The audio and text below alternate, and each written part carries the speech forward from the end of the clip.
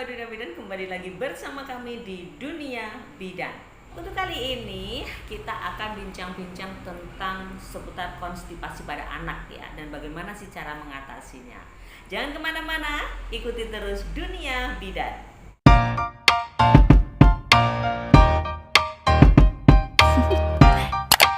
Do you wanna know?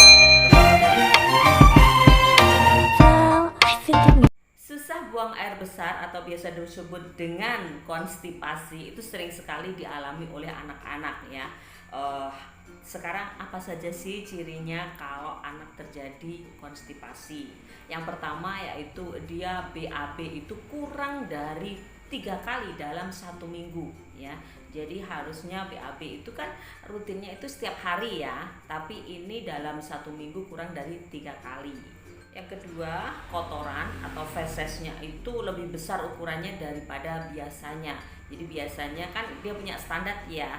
Biasanya ukurannya sedang itu, terus sekarang dia ukurannya menjadi lebih besar. Yang ketiga yaitu ada riwayat atau dia pada saat BAB itu ada mengejan ya, mengejan itu yang berlebihan dari biasanya, yang sekedar buang air besar, atau dia tuh memiliki butuh effort yang lumayan tinggi buat buang air besar. Selain mengejan atau butuh kekuatan, butuh effort yang cukup tinggi untuk mengejan, untuk BAB, dia juga ada keluhan rasa nyeri pada saat BAB atau nyeri perut atau mules gitu ya di perutnya. Dan yang keempat ya, ketika diperiksa itu ada ada sisa daripada kotoran yang ada di dalam perut itu ketika diperiksa.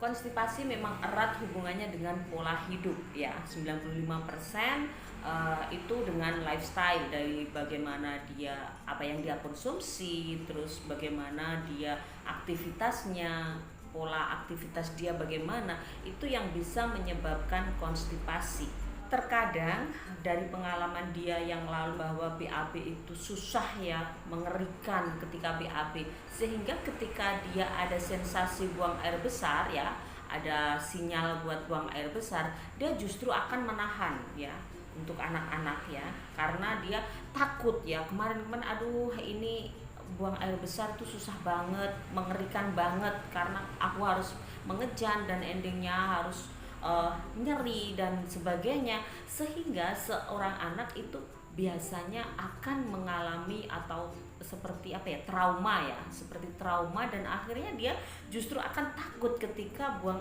sensasi buang air besar itu muncul, dan inilah yang bisa membuat konstipasi itu semakin parah. Sekarang bagaimana sih cara mengatasinya? Bunda perlu perlu paham ya, karena ketika kita memberikan solusi, ketika kita memberikan treatment, terkadang yang kita anggap itu sesuatu yang benar, terkadang itu justru membuat malah si anak susah buang air besar, makin berat konstipasinya ya, jadi anak makin susah buang air besar. Langkah yang pertama adalah berikan cairan yang cukup ya, bisa dengan air putih. Terkadang anak susah ya buat minum air putih, biasanya dia selalu menolak. Untuk mengatasinya Bunda bisa gunakan infus water ya, jadi berikan sedikit ya, sesuatu yang bisa menambah gairah ya buat si anak, biar dia bisa atau mau untuk minum air putih. Cairan pada konstipasi itu sangat diperlukan. Terkadang orang tua dalam mengatasi susah buang air besar itu, dia hanya berpikir tentang serat ya, serat, hanya serat saja yang difikirkan, sehingga justru anak akan semakin konstipasi ya. Jadi kalau si anak diberikan hanya serat-serat saja tanpa diimbangi dengan cairan, itu justru akan menimbulkan konstipasi yang semakin parah. Karena apa? Di dalam usus besar ya, di dalam usus besar itu cairan akan diserap ya, akan diserap dalam usus besar, dan sedangkan serat itu sendiri dia juga membutuhkan cairan ya, sehingga akan semakin yang namanya kotoran akan semakin keras, semakin padat, semakin keras, semakin susah buat dikeluarkan. Jadi untuk melunakkan kotoran itu harus dengan menggunakan cairan. Yang berikutnya adalah bisa diberikan jus lemon. Mengapa? Vitamin C itu akan merangsang atau menyerap cairan supaya atau menarik cairan ke dalam usus ya, sehingga jika cairan tertarik ke sana otomatis fesesnya akan semakin lunak dan ini akan memberikan sensasi ingin buang air besar. Langkah berikutnya adalah dengan melakukan masas ya. Jadi lakukan pemijatan pada daerah perut dengan metode I love you. Sudah hafal kan? Jadi udah banyak sekali tutorial yang memberikan tutorial tentang pijatan I love you pada area perut si anak. Untuk tips yang berikutnya, tingkatkan konsumsi probiotik ya. Biasanya si ibu udah memberikan makanan untuk si kecil yang mengandung serat yang cukup tinggi ya. Terkadang kan sudah seperti itu, tapi si anak tetap saja ada konstipasi atau susah buang air besarnya itu tetap aja, padahal udah diberikan makanan yang berserat tinggi, udah diberikan minuman yang cukup kayak gitu. Nah ini coba kita analisa lagi, mungkin si anak perlu diberikan probiotik ya. Coba kita analisa lagi, mungkin bisa diberikan susu yang atau formula yang mengandung fosgos ya, sehingga ini akan memperbaiki pencernaan dia. Kalau pencernaannya sudah baik, nanti akan buang air besarnya akan lancar. Berikutnya adalah memberikan pisang ya dicampur dengan air hangat ya. Jadi campuran antara pisang dengan air hangat ini akan bisa memberikan dampak pada saluran pencernaan untuk bisa aktif ya, dan ini bisa merangsang terjadinya BAB. Walaupun ini sudah sering sekali ya, pisang kalau susah buang air besar. Akan tetapi biasanya Bunda hanya memberikan pisang saja tanpa memberikan air hangat, dan berikan air hangat ya, bisa lebih mempercepat untuk proses rangsangan untuk buang air besar. Yang berikutnya lagi adalah ajak dia untuk beraktivitas yang lebih ya. Misalkan dia mengajak dia dance ya, bunyikan musik-musik kesukaan dia agar dia bernyanyi, menari dengan lincah. Karena apa? Dengan gerakan-gerakan ini ya akan merangsang peristaltik usus. Kalau ada rangsangan untuk peristaltik usus ya, peristaltik ususnya merangsang seperti ini, akan ada timbul dorongan untuk mengeluarkan si feses atau kotoran. Tips berikutnya lagi adalah dengan memberikan serat yang cukup pada anak.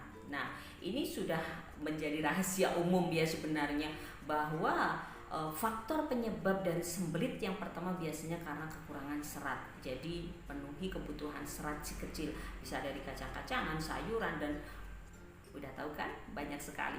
Yang berikutnya lagi adalah dengan toilet training ya. Jadi biasakan anak untuk nongkrong di kamar mandi, di WC ya, di kloset itu setiap pagi. Karena apa? Dengan dia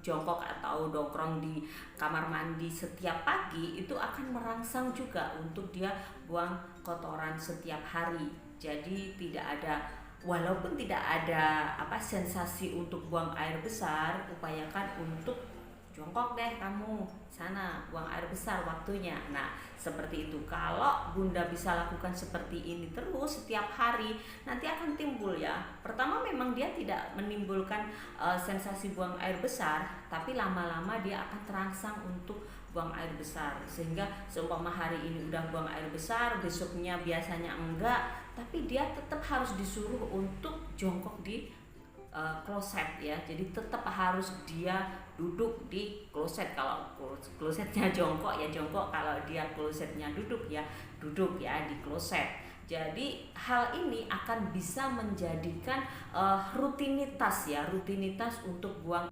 Tips berikutnya lagi, atur pola makan anak. Jadi dia makannya harus diatur untuk jamnya ya. Jadi ketepatan waktu ini harus diperhatikan, karena ketepatan waktu ini yang bisa menyebabkan keteraturan pada sistem pencernaan. Tips yang terakhir itu dengan menggunakan pencahar. Jadi ini adalah hal terakhir yang dilakukan untuk apa istilahnya ya, supaya atau mengatasi buang air besar pada anak ya. Jadi dengan menggunakan pencahar ini adalah hal yang terakhir, karena ketika sering menggunakan pencahar itu juga nggak bagus ya. Kalau tidak dikeluarkan kotoran juga berakibat buruk. Kalau terlalu sering menggunakan pencahar berakibat buruk pada silia-silia ususnya ya, pada jonjot-jonjot ususnya, karena ketika kita menggunakan pencahar itu terlalu sering, maka rangsangan untuk atau sensasi untuk buang air besar itu akan menurun, dan ini kalau tidak diberikan pencahar dia akan moko nggak mau BAB lagi. Oke, semoga ini semuanya bermanfaat untuk Bunda semuanya yang ada di rumah dan bisa mengatasi masalah si kecil. Dan apabila ini bermanfaat untuk Bunda semuanya yang ada di rumah, silahkan like, comment, and subscribe ya. Jangan lupa di subscribe ya. Share juga untuk teman-teman Bunda mungkin yang membutuhkan. Jangan lupa ya, like, comment, and subscribe Dunia Bidan.